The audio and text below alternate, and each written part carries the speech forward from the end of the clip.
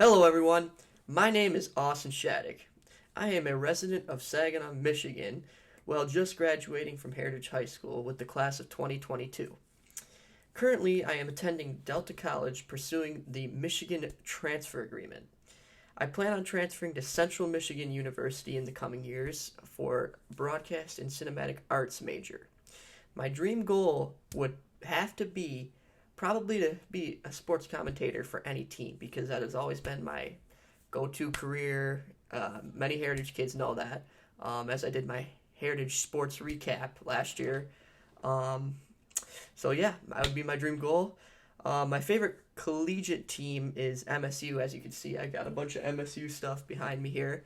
And I will be talking about them a lot during these weekly podcasts.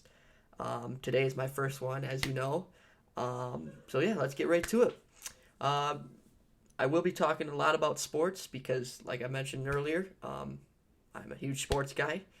So yeah, let's get to it. Busy weekend in the sports as MLB, NFL, WNBA, and college football were all highlighted. Just the four that I want to talk about in this short, brief podcast here. So let's start simple here. For WNBA, the Las Vegas Aces won the championship against the Connecticut Sun in a 3-1 series win. They just had their championship parade the other day in Las Vegas, I assume, because that's their hometown team. A lot of fans came out, a lot of partying. Aces guard Chelsea Gray was named the finals MVP for leading her team to the trophy while averaging 18 points per game. That may not seem up to a lot to you guys, but that is incredibly much. I believe the WNBA is shorter time periods than the NBA, and that's 18 points per game. I mean, not bad. 45% from three, I may add as well. Lighting it up like Curry out there.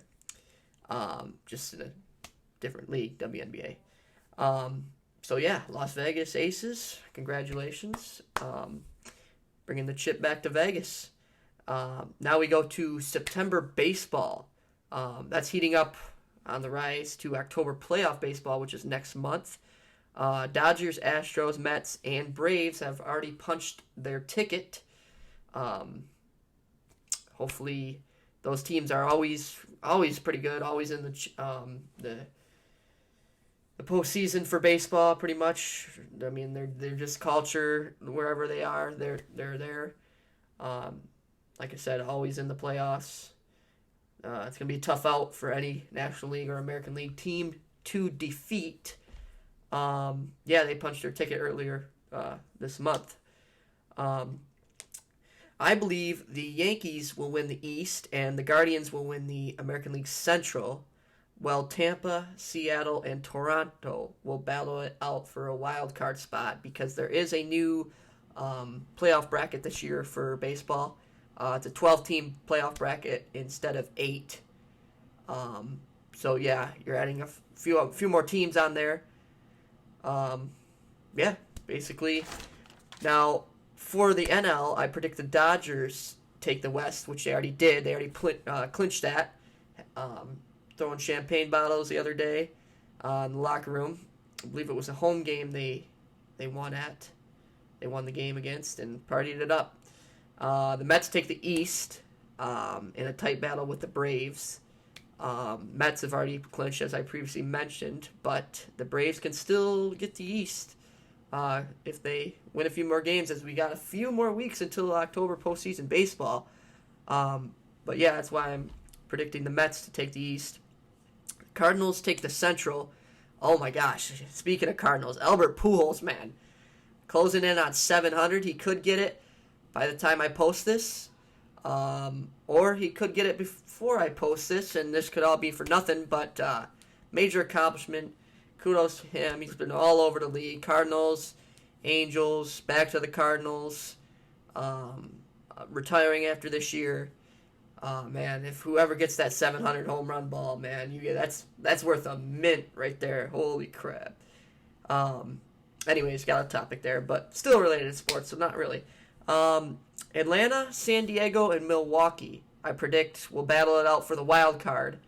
San Diego, they lost Tatis this whole year, and then he's, I don't know, gone for suspension next year for illegal drugs or something like that. And then Milwaukee, they're usually up there with leading their division, but this year the Cardinals are just smoking them. But Milwaukee's still doing good with the wild card spot.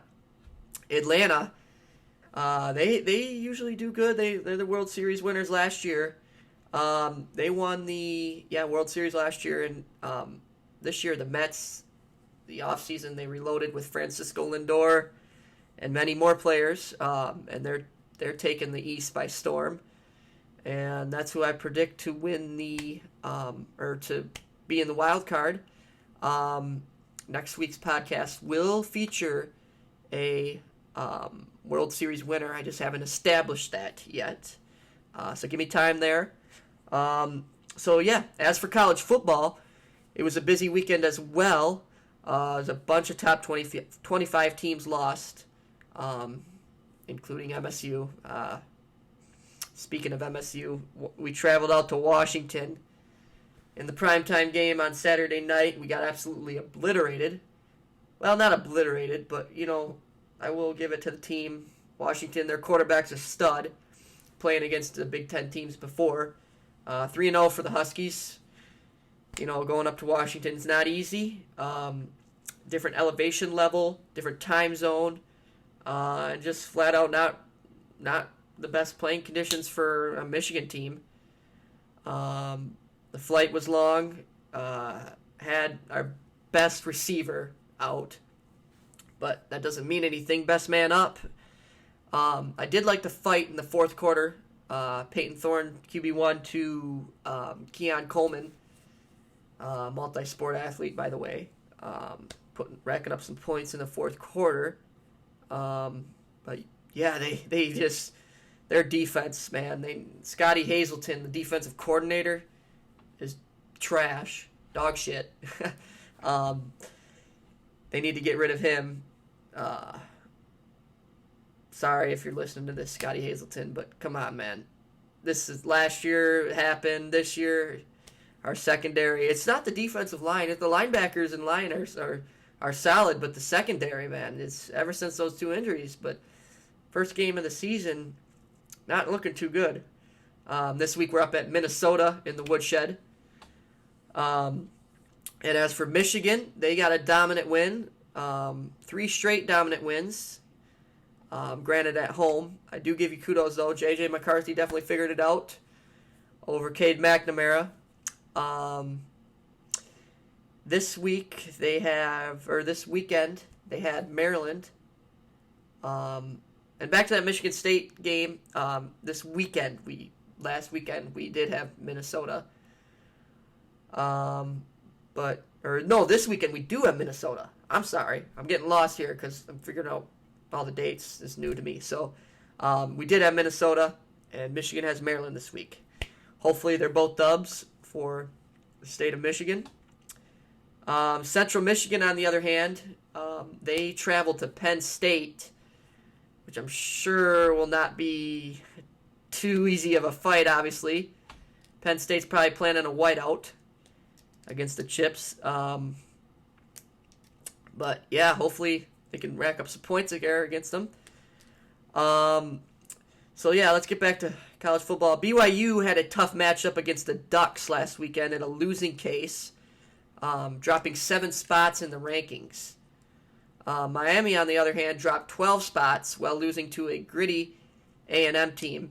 By the way, that A&M team, they lost to Appalachian State a few weekends ago. But apparently, the Aggies paid Appalachian State to come down, like some odd $1 million there, and State beat them. I mean, oh my God, it was a home game too for the Aggies, and they lost. They were like the 6th ranked team in the nation, dropped them down, come back on the rebound against the Hurricanes. beating another top-ranked Miami Hurricanes team to add to their resume. But that loss to the Mountaineers, man, that's definitely not going to hurt, or definitely going to hurt their playoff chances. Excuse me. So, yeah, some intriguing matchups this week to watch. This weekend are Clemson and Wake Forest. Now, Clemson, they were on a rebuilding year last year. This year they're 3-0, going to face the Demon Deacons. Top 25 matchup. That'll be a good one. It'll be a noon game this weekend. DJ, the quarterback, Uliagleye or whatever, however he's saying his name, he's been on fire lately. But yeah, let's see how that game. Looking forward to that game this weekend. I know most people will probably be watching the Michigan game because that's at noon. But halftime, flip it over, see the score. Yeah, it'll be a good one. Florida travels to Rocky Top in a top 25 matchup to face the Tennessee Volunteers. College game day will be there. I will be tuned into that 10 a.m. Until I have to go into work, of course, at noon. But, yeah, should be a good matchup as well. Because Florida, they just had another top 25 matchup. I believe, let me look here on my phone. I got my phone here. Let me look. They had a top 25 matchup last weekend. Florida did. No, on a previous weekend. They played, where is it? They played Kentucky and lost. But this week they're obviously traveling down to Rocky Top to square off with the Volunteers. See if they can get that Gator chop. Anyways, last but not least, the Hogs, Arkansas Razorbacks, travel down to Arlington, AT&T Stadium to host to play the Aggies in prime time. AT&T Stadium, I don't know if any of you guys know that, but that's Dallas's hometown, or Dallas's home stadium. So yeah, that should also be a good matchup, as it's another top 25 matchup, as the Hogs come in at number 10 and the Aggies come in at number 23. So yeah, that's basically what's going on in the college football playoff, or college football race. After this weekend, I do predict still, barring any losses, Georgia to be 1, clear dominant favorite to win the Natty this year. Alabama to be 2, Ohio State to be 3. They have a primetime game. Kirk Herbstreit will be on the call with Chris Fowler in the shoe this weekend against the Badgers of Wisconsin. That'll be a tough match there, or a tough fight. OSU at 3, Michigan at 4, and then if Clemson wins, I still predict them not flip-flopping with Michigan. I'll still predict them at 5. But if they lose, I predict them to move down about 7 or 8, because the Wake Forest team is pretty good, especially when they're at home. So yeah, that'll be my rankings for next week's podcast, but that's done with wrapping up college football. So finally, NFL had a ton of games last weekend, as well as college football. Let's highlight the main team here. My hometown team, Detroit Lions, they bested the Commanders. Armand St. Brown, NFC Player of the Week as a receiver this week. Swift, coming into the game, had a little ankle injury, but he didn't look like he did, as he got a few touchdowns. By the way, he's like 3rd in the league in rushing yards. Kudos to him. Lions stock going up. On the other hand, the Colts stock is going down after being shut out by the Jaguars. Excuse me. I think it was like 24-0 or something like that. Matty Ice didn't get any touchdowns, but Jonathan Taylor, I believe he's still a stud. Their just offensive line is struggling a little bit, I think. As is Matty Ice. But anyways, this weekend there are a ton of top games. The Bills and the Dolphins, 2-0 down at Hard Rock Stadium. Two 2-0 teams. Intriguing matchup. I don't know if it'll be televised on CBS or Fox or anything like that, but it still should be a good game.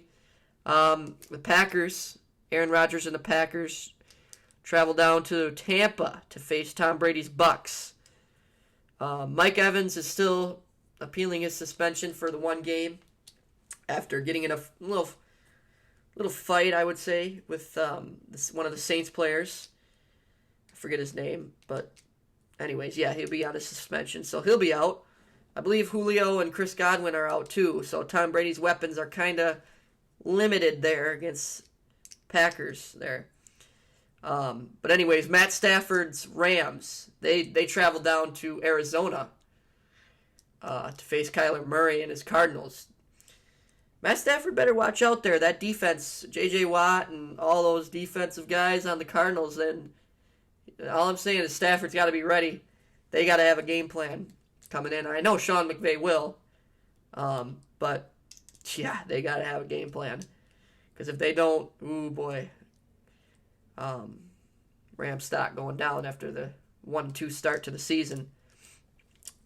But yeah, those are just three games there. And then the Lions, they do have the Vikings this week. 1 o'clock game. Travel to Minnesota. Last game, Hutchinson did suffer a little injury. I don't know if he'll be playing or not. Jonah Jackson, I believe, will still be out. Hopefully Frank Ragnow's back and Swift are back. Still going to be missing Jameson Williams with the ACL tear from last year at Bama. But I believe he's making a solid recovery. But yeah, should be a good matchup. I'll definitely be watching as it's my hometown team. Yeah, so the leaders of the division this week are as follows. The Dolphins, Steelers, Jaguars, and Chiefs. Granted, there could be some ties in there, but that's what the division's looking like on ESPN for the AFC. For the NFC, we got the Eagles, Vikings, Bucks, and the 49ers. Like I said, for the NFC. I don't have the stat leaders off the top of my head. Actually, yes, I do. I can look it up on my phone here. Tua is leading in pass yards for the Dolphins this year. 739. Next closest is Carson Wentz with 650. The rushing leader is Saquon Barkley. I have him in fantasy. He's got 236 yards. Next closest is 228 with Nick Chubb. I know a lot of people have him in fantasy, but Saquon is coming back this year with his massive legs. Swift, not too far on the list, 4th, 200 yards even. Tyreek Hill is that 1-2 punch with Tua, the lefty, 284 yards. First place behind Stephon Diggs, 270 yards. And then for defense, well, I'll just go with sacks. Micah Parsons, 4 sacks this year, or averaging 4 sacks. No, I think it's 4 sacks. 4 sacks this year. Khalil Mack was 3.5. And then interceptions. Darius Slay is pretty much first with 3. And yeah, those are your defensive leaders there. I know this will change, obviously, with a weekend of sports coming up. But yeah. So this leads me to come up with what you've all been dying for. My way too early Super Bowl projections. I believe Josh Allen with Stephon Diggs going with the Bills defense. I believe they're going to the Super Bowl, man. And they're winning the whole thing over Jalen Hurts and the Eagles. Both teams look good last Monday. Dominant win for the Bills over the Titans. 41-7, I believe it was. And then the Eagles got a pretty good win against a solid Vikings team, which the Lions play this weekend. Yeah, Yeah, I said it there. The Bills over the Eagles. Actually, for the college football playoff, I didn't really give you my college football race. I believe Georgia. Well, I did say Georgia is going to win the national championship, but I believe they go up against a surprise team in not Alabama, not Michigan, not OSU, but Clemson. I predict they do get the win this weekend against Georgia Tech, and I believe they get to the finals, or not the finals, the Natty this year. And I believe Georgia wins the whole thing. So, yeah. Thank you for tuning in to my first podcast. I'm moving one step closer to, I don't know, becoming on ESPN.